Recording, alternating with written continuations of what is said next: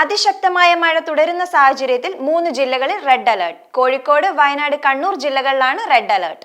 കനത്ത മഴ തുടരുന്ന പശ്ചാത്തലത്തിൽ വിവിധ ജില്ലകളിലെ വിദ്യാഭ്യാസ സ്ഥാപനങ്ങൾക്ക് ഇന്ന് അവധി പ്രഖ്യാപിച്ചു.